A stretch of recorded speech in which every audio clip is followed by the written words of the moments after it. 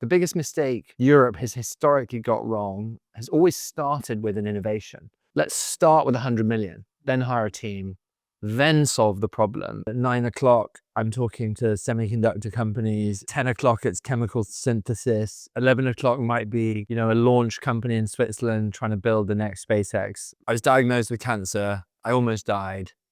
I turned 30. The only thing I wanted to do was have a crack. I don't want to die a coward. I don't want to die having not given it a go.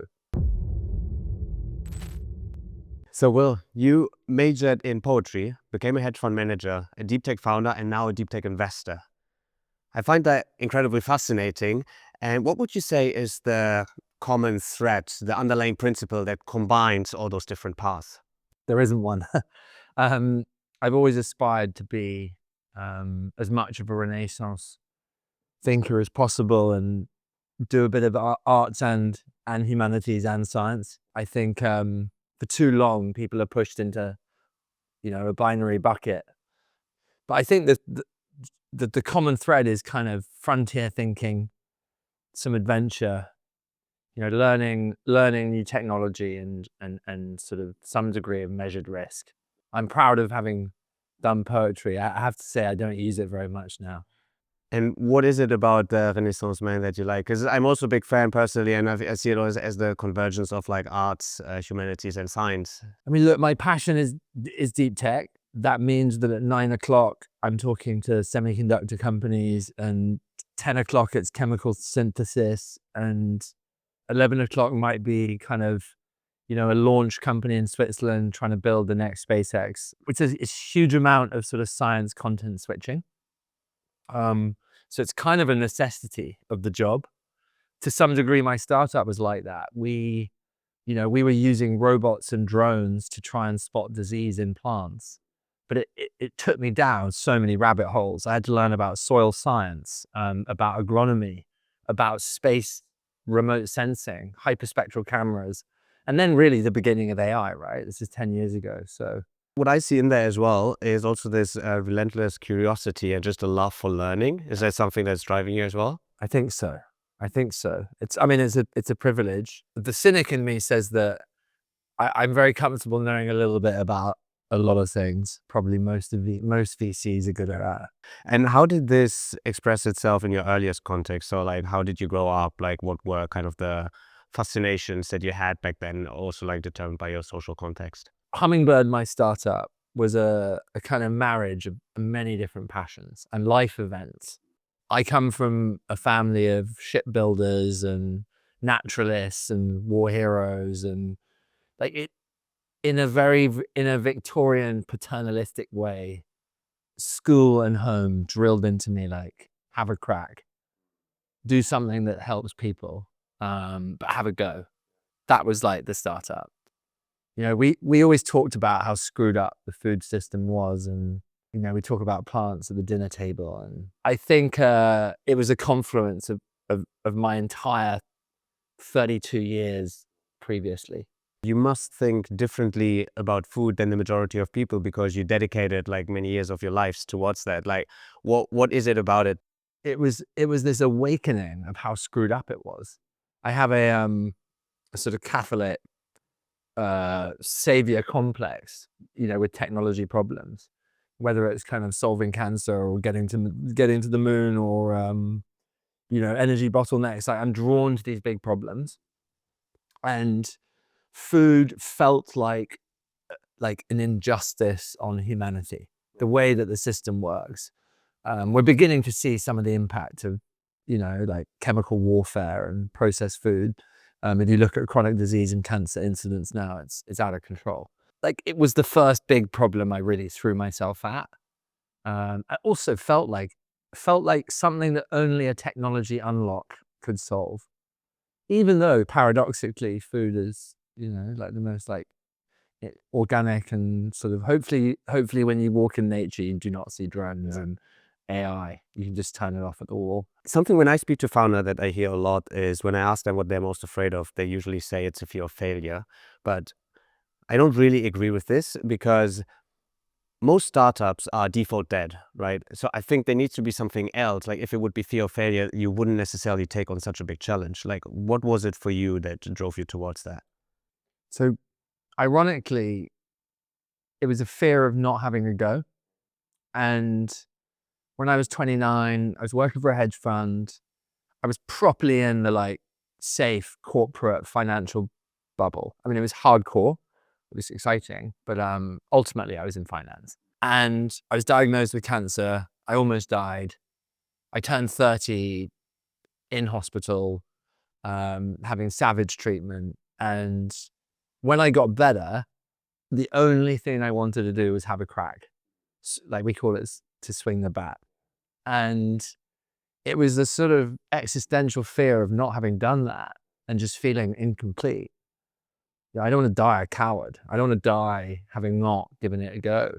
I'm so much better than, I don't know, like being an analyst or being, and that might seem lame, but potentially it's lame that it took something life-threatening to force me out of my comfort zone. But I'm glad that it did. I think of those moments, I call them moments of truth. It's when you could go into one direction, which is most of the time like the easier path, but then you very deliberately decide to go actually the other route and take this turn. And how did you know what to do in this moment? Because it's I think the first realization is, okay, I need to like swing big, do something. And then how does it form to the idea of the startup? We made a lot of mistakes. The beginning bit, we didn't make mistakes, where I started, Y Combinator first print. I mean, I don't think Y Combinator existed then, but I spoke to hundreds of farmers, realized how big a problem it was, how much money was spent on chemicals, prophylactic warfare where half your P&L is like pesticide. It's crazy. And there was no technology-driven diagnosis. I mean, it was maddening. And it was a problem that was getting bigger and bigger. So step one, tick. So I was also doing my MBA at INSEAD at the time. So I kind of ditched the MBA midway through. I still passed, but began working on it. And then I went to Imperial College when I finished and said, can I have some lab space? Like back in 2015, you had DeepMind, Benevolent AI, Babylon. Like there was no one in London doing like actual AI. So you sort of had to go to Imperial, UCL, Oxford, Cambridge. So started in Imperial in the lab. It was a great place to hire people, began building the data science team, and then we sort of got going. And the mistake that we made was we sort of almost fell in love with the technology solution. Like, wouldn't it be cool if drones did X, Y, and Z? And then tried to ram it down farmers' throats, which didn't work. They didn't want to pay for it. But that was basically how we started. I think you need to have that audacity to be able to solve something like that and throw yourself at it.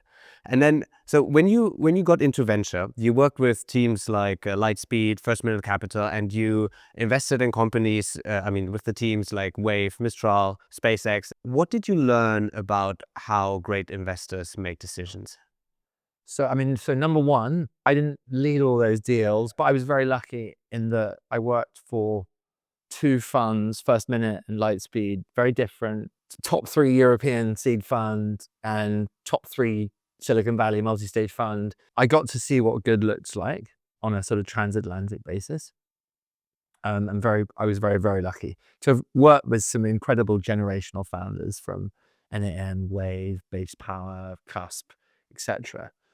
I would say though that if I go way back, the hedge fund that I worked for, High Clear, or long only fund, my boss was a legend. I mean, the rumors were that he would get followed in his taxi from Tokyo airport as we went to go and see Japanese companies, because he was such a guru on like what was going to be big. So brokers and journalists would follow him. I learned mathematically how to value companies and like how to think differently to the pack then. I mean, it's quite contrarian, a lot of the hedge fund world back then. And then way back, I used to do a lot of M&A deals for private equity. So I had an idea, but I was on the different side of the table. And then when I was in venture, I was kind of learning it a lot from fresh, but with the perspective of having been a founder, and I'd done Series A and B, and I sort of knew what investing was like, even though it was big public equity stuff. So I put it all together probably quite quickly. What are my biggest lessons learned? So Firstminute taught me how network can be a superpower. I mean, Brent Hoberman and Spencer Crawley are the maestros of networking. And how you always put the founder first. So my VCs were terrible in comparison. Never the founder first, old school 1960s UK investor mindset. But at Firstminute, we're very founder friendly, and so is Speedinvest. And then at Lightspeed, I learned how to have courage. I mean, what they did with Anthropic is kind of insane. Yeah. Insanely brave. Made that decision to invest was made as a sum of months and years of like very diligent work. But ultimately, when you put $1 billion into a business like that at that stage, I mean, you are like existentially all in. Lastly, kind of, Paul Murphy, Alex Schmidt, I learned focus. Only a few deals matter each year. Only a few decisions matter. Don't listen to the noise, which is hard. You mentioned the quote from the Hollister brothers with probably the most valuable thing you can do in your 20s or the early 30s is to know what good actually looks like. Yeah. I think you did that incredibly well. But I think it also is something that rationally like everyone would agree with. But then it's not that easy to actually translate it because you also need to offer something. So how would you say do you actually translate this into action? It's becoming the default template in venture to back people that know what good looks like, which is potentially a bad thing. It concentrates talent into these like impossibly small pools, right? It's just not true that the best people live within 10 miles from Menlo Park. The caveat to that is that 11 labs get 100,000 applicants for every couple of jobs. Yeah. Palantir is probably the best hiring program in the world, and they hire from a very diverse pool. So someone who's been at Palantir, who may be, first generation Syrian immigrant family in France, first person at uni, who then knows what good looks like, is quite a potent combo.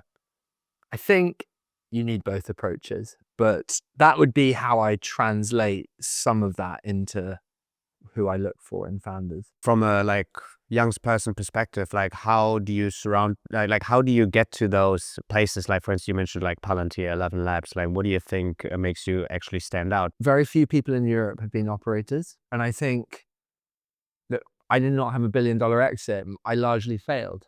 But the technology stack that I operated on and the journey that we went on gives you a right to a conversation sometimes. Or at least it gives you a right to chat as operators, maybe. It's probably dwindling now as the years go on. And candidly, I'd rather have a 30-minute coffee with an engineer at Wayve or a 45-minute coffee with back-end data warehousing analyst at Lovable or someone in product at Legora than I would talking to another VC. I mean, otherwise you're just comfortably in your echo chamber. And I think you said in an interview that the most interesting opportunities today exist between the buckets. So in between the deep tech verticals like energy, space. You said that this is actually necessary to build a generational titan. I think it goes back to the beginning when we talked about the idea of the polymath. Why do you think such a horizontal approach to deep tech is necessary? I think it's about TAM and how do we back someone that's building an enormous market. Look at Tesla, right? So every year that's gone by in the last 10, it's metamorphosized into something else, right? And it's still going. I'm sure 2 years' time, Elon will be talking about something we haven't never heard of. You've got a car company, a grid storage company, a home battery business. You've got Optimus, you've got humanoids, you've got decentralized data centers. What is that, right? They're building exceptional technology at the core that can be applied to multiple markets. And having created this wedge, which was electric vehicles, and now moving sideways. And I think that Europe lacks that horizontal ambition sometimes. I think that companies like Helsing and Wayve, and to some extent people like Northvolt try to do it, but I think we need more of that. I mean, look at Revolut, great example. I think we haven't even like seen half of the Revolut products that are going to come out. It's so exciting. Do you think this is in contrast to the very early beginnings when you need to have a very concentrated approach when you're building a startup? Because especially in deep tech, like you need to try probably to solve one problem better than anyone else. Or how do you go about this in like the temporal succession? So there's a few questions in that question. Generally speaking, which is what I did not do as a founder, focus is good. I think with software, it's very important. There's a very strong argument in deep tech that if you're building the first rocket company or the first battery storage business or the first driverless car company, you actually need to go all in and own your entire supply chain. So you need to verticalize like very, very fast. And the moat is then totally impenetrable. To sort of answer the question slightly differently, that requires like an insane capital moat, and it requires a type of founder that's like probably not a sort of Oxford University spin-out professor. Look at Alex Karp, Palantir. It's not a technical guy. Palmer Luckey, like it's not, obviously having done Oculus, but he's not a sort of photonics professor, right? And does this tie into the like specialist versus generalist discussion, do you think, for founders? I think so. I like a combo of both. And someone actually, I was thinking about Cambridge Aerospace. I mean, this is a plug. I did an angel ticket, but look at the breadth of that bench. You have former defense minister, you have, aerospace professor, you have ex-Anduril head of Europe. Like, these are not one person founding teams. These are highly dynamic, kind of 3, 4, 5 person all-star bench from day one. The caveat is that I think it's that crazy stat that almost all trillion-dollar companies or companies that can get to $1 trillion have been founded by sort of like one person as a first-time founder, like, or very few people. So Jobs, Gates, Elon, etc. But yeah, I think broad bench in 2026 going after huge market with some lessons learned from a previous venture and some hungry first-time DNA is a good combo. And I think this goes into a similar direction. You also said that companies need to build platforms and not just products. What do you mean by that? I think to reinforce the Tesla argument, you create some technology, you have unfair advantage in terms of data set size. That becomes your platform, and you can use that platform to solve multiple problems in multiple industries.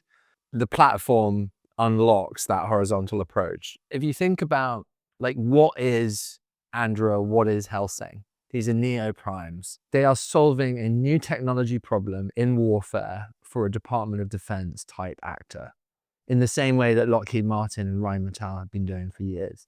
Like there will only be 1 or 2 extra primes in each continental geo, but they offer everything. It's like ISR UAVs, it's ballistics, it's ground robots, it's night vision AI. So that's the American companies. With Helsing and maybe Cambridge and Arendite, we're going to see some European equivalents. I certainly know a few in stealth that would like to get there too. But I think that, very quickly become a platform. And what other companies in Europe do you see well equipped to do that? So for me, the super interesting development this year will be, if you think about Europe, okay, so Granola, which we all use to take notes, Nabla, note-taking in clinics. Think about Legora and legal AI. We think about Lovable and vibe coding. Like these guys have a rifle shot wedge that is like viral, 1 million, 10 million, 100 million. Now that trajectory, like it can't mathematically go on forever. And at some point you have to broaden your offering, and maybe people will go after enterprise. Maybe people will go build a full stack for B2B kind of software. Like where does the viral AI winning cohort of 2025 go next? We know for a fact that this year is all going to be about outcomes. So you cannot charge per seat in AI probably anymore. It's all about outcomes. And how do you broaden your offering to give a higher ROI? And what does it need, like very fundamentally, to build such a company? Because I'm wondering, like, okay, so there's the ambition part to actually have that ambition to go wide, but then it's also about identity, no? Because like probably some companies, they define themselves too narrowly, which then hold them back in the later when they only see, okay, we are a software company or we are only vibe coding, but maybe you can use this technology even for like different parts. This is all first principles, right? But think of a company like NAN. If you want an agentic workflow that you can trust and to build your own stack on top, they are probably like the #1 company in Europe. And that relationship with enterprise and the CTOs is like absolutely valuable and key. So if you can do a really good job with your lighthouse customers, you may be looking at 100,000, 1 million, 10 million type ACVs. And I think it's like a first principles like expansion. Something that I'm very curious is also like, how do you think about impact? Because I think many VCs pride themselves with like fostering innovation economy. But then I think the question is, how impactful, positively impactful are the companies they actually invest in? And I think, like, what role does having an impact positively play for you, and how do you translate this to deep tech companies? Because it can also be quite difficult sometimes to evaluate like if it's going to be a net positive impact. So I built a business that was a catalyst for the whole regen ag movement, which has sort of was in ascent and appears sadly with a lot of climate companies to be sort of in descent. But everything I've done has always like strive to have some impact, not in an ESG way, right? I believe passionately in European sovereignty. I think sadly we're at war already, and that Venezuela and Iran and Israel and Greenland are all a symptom of a wider global fracturing and unwind of globalization. The world is becoming more hostile, and so when I back defense companies, or whether I back healthcare companies, or whether I back space companies, there is always a grander kind of impact in mind. I have loads of respect for people that build kind of remote hiring workplace software platforms, but it doesn't get me out of bed in the morning. And you said that you are a massively driven, like thesis-driven investor, like going really deep on topics and creating your own standpoint. Across the different AI verticals, what thesis that you recently developed are you most excited about? In my frontier tech world, clearly we look at AI for science and AI software layers, but we spend a lot of time as well thinking about compute and energy bottlenecks and chips, and what does the world look like in terms of AI inference, optical compute, photonics in the next few years. And I think where we have to be thesis driven is understanding what hyperscalers are doing at a rack and server level within a data center. Where are those bottlenecks? Like, where are the opportunities? Where are the gaps in terms of things? Look at Grok recently bought by NVIDIA. Like, what companies need to be built to enable AGI faster, or to lower energy costs so we don't like destroy the planet or make it so costly that we can't afford it. That is where we need a thesis in every bucket. I'm just not smart enough to meet a Fractile or a Grok without having a thesis. I need to be match fit. And candidly, within deep tech, when there's a really good company, you don't have a lot of time. And yet the subject matter is very deep. So I might need to persuade my IC in under a week to invest in some, I don't know, like sodium battery company or some new semiconductor play. And to articulate that in a sort of 16-year-old, let's do this way, I need to know it. So being well prepared before the opportunity actually arrives. Correct. And where would you say, where in Europe does the next SpaceX or Tesla come from? Well, we spent a lot of time thinking about this, as you can imagine. So if you look at ETH in Zurich, CDTM, Ecosystem Munich, Oxford, Cambridge, I think there's some like insane science talent in these universities, which if you marry that talent to what I call Tech 1.0, which is the sort of like Tarvet from Wise type folks, people that have been at Revolut and like know what good looks like. And like within that mix is a sort of fundraising Palmer Lucky Jedi. I think you can solve almost any science problem because you're going to get a capital moat and you're going to hire an insane team and then you're going to go after a problem. The biggest mistake Europe has historically got wrong has always started with an innovation. So-and-so in a lab finds a molecule that has some sort of oncology unlock and then spends 3 years trying to argue with Cambridge about what ownership they get on the cap table. They raise $1 million from family and friends and you never hear about them again. Let's start with 100 million, then hire a team, then solve the problem and backfill the science. You still have science risk, but you take a lot of it off the table by having the first two. It's the SpaceX approach, no? I mean, before, at the beginning, not even knowing how to make it commercially viable, but just going for the technology, building it out, and then to building out the commercial side. Correct. I mean, look, we at Speedinvest have done both. But we have some incredible founders across quantum, space, future of compute.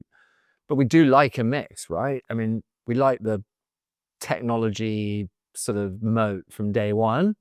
I think sometimes it keeps your feet on the ground having capital raising wizards as well. A few months ago, I spoke to Philip from Cherry on this podcast, and I mean, they also made some super exciting deep tech deals with Robote, exploration company, and Proxima.